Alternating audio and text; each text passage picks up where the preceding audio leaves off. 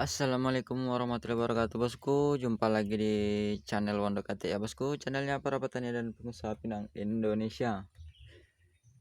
Apa kabarnya bosku? Semoga dalam keadaan sehat walafiat ya bosku. Jangan lupa support channel Wondo KT dengan cara subscribe, like, dan bagikan video agar bermanfaat. Kali ini sedikit menyikapi untuk harga atau sering disebut dengan nota ya. Kita sebut nota pinang. Karena apa ya? Karena kebanyakan saat kita menjual pinang itu yang kita bawa pulang hanya nota.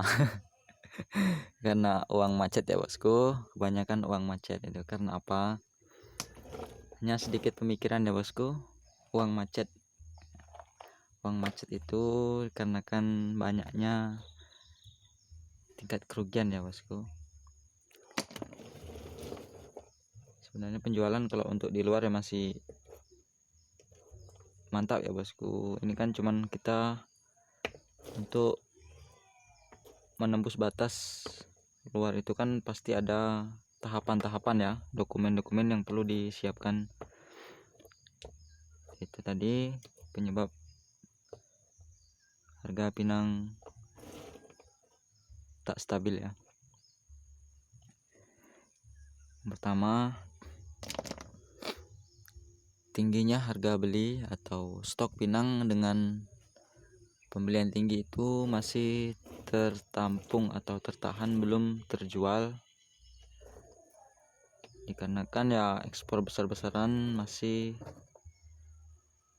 belum lancar ya bosku, masih sekitaran kapasitas kecil ya. Terus yang kedua, tentunya sifat atau jenis pinang itu memiliki kadar air ya atau kualitas. Jika pinang disimpan terlalu lama tentu akan mengurangi kualitas. Nah, di sini pasti harga jual pun akan rendah. Sedangkan kita untuk menyikapi harga rendah pasti akan menahan barang. Tapi sebenarnya rugi juga bosku, uang kita tidak mutar ya.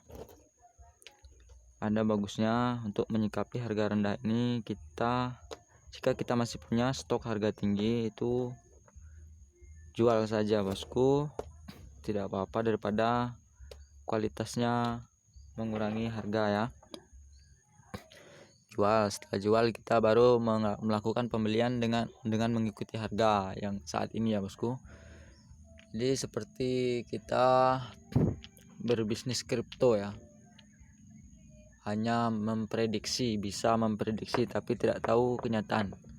Jika saat ini turun kita prediksi besok akan naik, lalu kita beli ternyata tidak juga ya, berarti itu memang sudah ketentuan ya.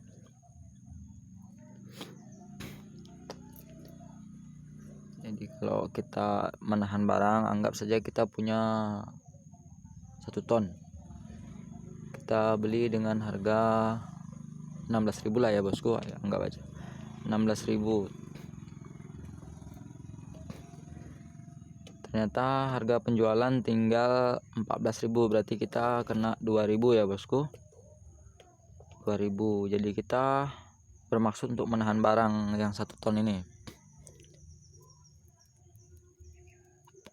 Untuk menaikkan atau mengembalikan modal ya bosku itu tidak membutuhkan waktu yang sebentar ya, pasti agak lama untuk menaikkan harga 2.000 atau penjualan.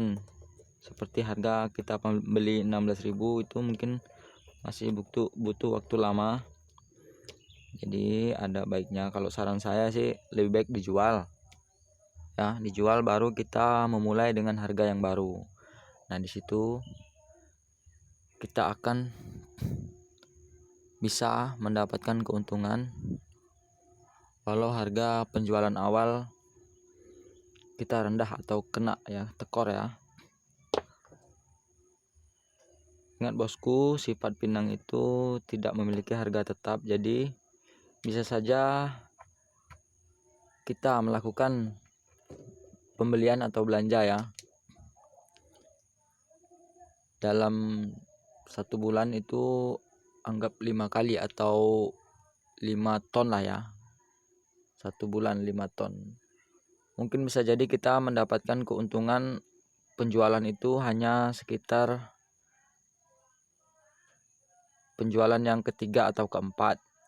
Kan kalau 5 ton anggap saja kita jual 5 kali jual lah ya dalam 1 bulan ya. Mungkin kita penjualan pertama dapat untung ya. Penjualan kedua dapat untung. Penjualan ketiga jong. Itulah dia prinsip pinang ya. Jadi kita kalau bisnis pinang nggak mungkin mendapatkan untung terus, pasti ada 1 atau 2 kali pengiriman akan mengalami harga yang tidak bersahabat ya bosku.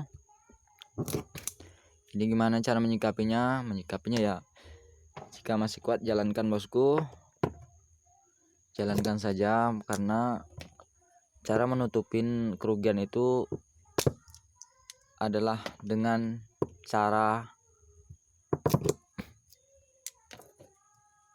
terus ya, berjalan terus.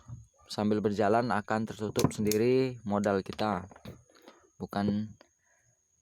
Bukan menutup atau bukan dengan cara menunggu harga itu tidak akan mengembalikan modal kita itu sebenarnya. Karena dalam waktu menunggu kita sudah rugi beberapa rupiah ya, karena uang kita kan macet nih bosku, karena masih di dalam bentuk barang. Jelasnya macet, kita tidak bisa memutarkan kembali atau membeli pinang ya, karena uang masih macet di barang yang kita simpan. Jadi gimana kalau mau balik modal ya, daripada makin dalam lebih baik kita jual yang saat kita timbun ini, kita jual lalu kita putarkan lagi uangnya ya bosku. Itulah penyebabnya uang macet ya, karena banyak barang yang masih ditimbun. Seandainya mereka mau menjual jual, memang sih bosku, kita kalau jual juga kena ya kan, kena dalam. Tapi kalau nggak dijual pun lebih dalam itu loh ya. Pertama, kerugian kualitas pinang berkurang ya, pastinya adalah penjamuran atau gimana, di kualitas berkurang, harga makin kurang. Jadi saat kita nunggu harga, setelah harga tinggi, keadaan pinang kita ternyata rusak, itu tetap aja kita nggak dapat harga tinggi bosku, tetap aja di bawah pembelian kita, harga yang akan kita dapat ya. Kita akan mendapatkan harga atau pinang yang kita simpan tadi akan dibeli di bawah harga yang kita dibeli sama orang dengan harga yang rendah ya bosku. Karena jelek, misalnya seperti ini, busuk ini kan tadinya kan pinang super, cuman karena kelamaan jadi seperti ini ya bosku, pinang rusak. Itu dia bosku. Untuk mengakali kerugian atau mengurangi tingkat risiko kerugian ya, jangan simpan barang, jual aja lalu putarkan hasil penjualan tadi. Jadi kalau pengen meningkatkan harga, pengen dapatkan atau tidak ingin rugi ya, bermainlah pinang basah atau cari pagi sore store, itu akan mengurangi tingkat kerugian. Kalau memang mau main kering ya cari pinang yang kering atau setengah kering, itu juga mengurangi tingkat risiko kerugian. Terus kalau mau selalu update atau mendapatkan harga ya, rajin-rajin lah bos, jual bos, jangan kita simpan dalam waktu yang lama ya, karena pinang ini nggak perlu waktu lama, harga pun bisa turun bisa naik ya, bisa naik bisa turun. Jadi nggak bisa kita patokkan Kemarin aja hari itu harga segini itu nggak ada di Pinang ya, tidak berlaku karena Pinang tidak mengenal hari kemarin atau waktu kemarin. Dia kenalnya harga itu harga hari ini, harga pembelian hari ini, tidak bisa dibandingkan dengan kemarin. Ataupun sama, kadang kita kalau kita turun ke lapangan, pasti kita selalu mendapatkan kalimat, oh si A kemarin ngambil segini, masa kamu segini ya. Contoh bulian ya, bulian atau kayak gimana, dibully kita ya. Kalau udah turun ke lapangan pasti ada kalimat seperti itu. Nah itu kalau yang seperti itu, saran saya sih ya bosku, yang sudah kalau kita sanggup kita ambil, kalau nggak sanggup jangan dipaksain, karena kita tahu harga Pinang yang sesungguhnya ya. Kalau petani kan nggak tahu, kayak manapun dijelaskan ya tetap kita susah, kita tetap dibully, tetap kalah pamor ya kita dibuatnya. Jadi kalau pembeli atau pengepul yang jaga image ya, itu dia jaga image. Ini bahayanya kalau di Pinang itu gak boleh jaga image atau apa ya, nggak mau kalah saing. Nah itu bahasa itu kalau di perdagangan lain atau usaha lain tuh silahkan, tapi kalau di Pinang jangan bosku, jangan utamakan ambisi. Kalau sampean mengutamakan ambisi ya mungkin akan muncul pedagang-pedagang baru ya, sampean akan berganti atau mengganti posisi atau mundur secara teratur ya bosku. Karena di Pinang nggak boleh ambisi, itu dia bosku. Selagi kita kuat kita angkat, kalau nggak kuat ya tinggalkan dulu lah, nanti aja gitu. Kalau kita ngutamakan ambisi ya bahaya bosku, ya bahayanya lah. Itu yang sudah pernah saya lakukan ya.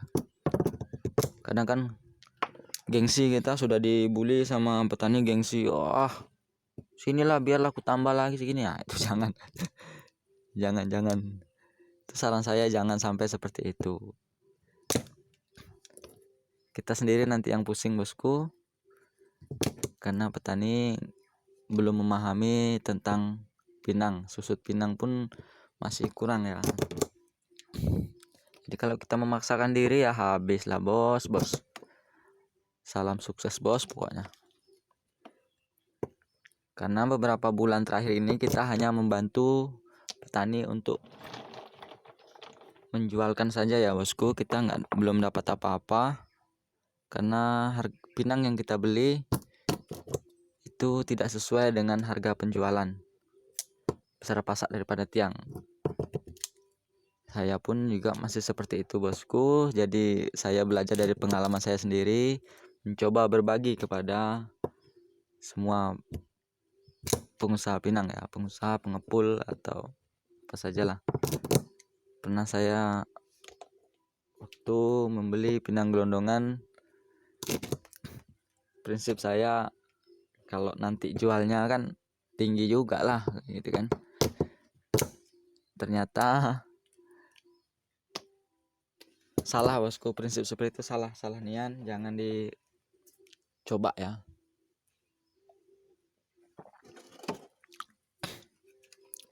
Apalagi menghitung Pinang,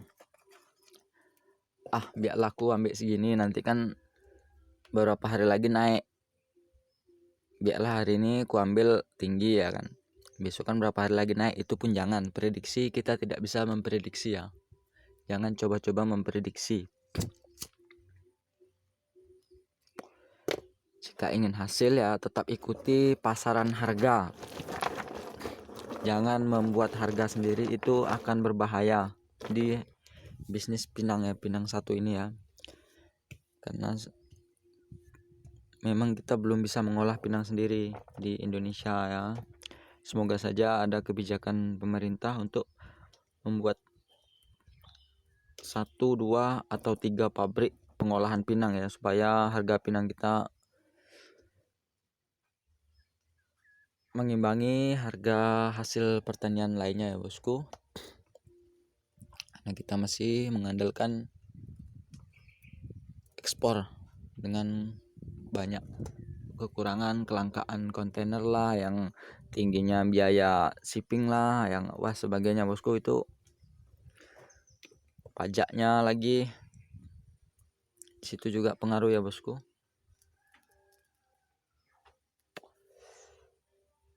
Pesan saya bosku ya, kalau mau bisnis pinang ikutin saja alurnya, jangan melawan arus, itu akan berbahaya. Beda orang yang mengikuti alur itu, dia di saat-saat seperti ini dia akan sanggup berdiri, sedangkan yang melawan arus dia akan terjerumus ya bosku. Karena pinang ya emang panas bosku, uang bisnis pinang itu panas. Memang kadang kita bertemu banyak pemikiran ya, atau kalau kita turun terjun ke lapangan, ke petani atau pengepul pun kita banyak bertemu berbagai macam pemikiran yang membuat kita terkadang kalau kita tidak dingin pemikirannya ya udahlah aku tambah segini timbang. Wah, itu yang bahaya nian bos. Janganlah dicoba ya bos. Santai bae bos, main pinang itu santai bae. Nah, nanti kalau waktunya kaya ya kaya juga lah bos. Nggak harus kita berambisi, tingkatkan ambisi ya. Kalau mau sekedar cari pinang banyak bos, tambah aja 2000, lebih tinggi dari pembelian atau harga umum ya, tambah aja 2000 mah. Mau berapa kontainer saja dikirimnya sama orang ya bosku ke rumah, lebihkan harga pasti dikirim orang. Itu positif bosku, karena pinang ini mencari harga.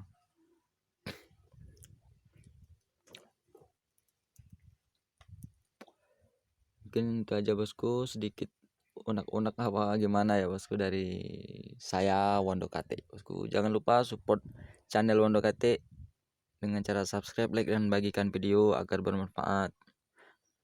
Mari bos, kita sharing, ditulis di kolom komentar ya bosku jika ada pertanyaan, dan jika saya bertanya sama-sama kita saling menjawab ya bosku, saling sharing, pecahkan masalah bersama sebagai pengusaha atau pengepul pinang harian seperti saya ya bosku, agar sama-sama kita maju menjadi Indonesia maju. Wah, itu dia,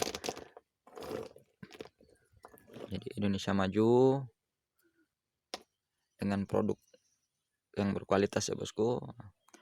Salam sukses petani pinang Indonesia, salam sukses Tanjung Jabung Timur Indonesia, Jambi Indonesia, dari Sabang sampai Merauke. Tetap semangat, tetap optimis.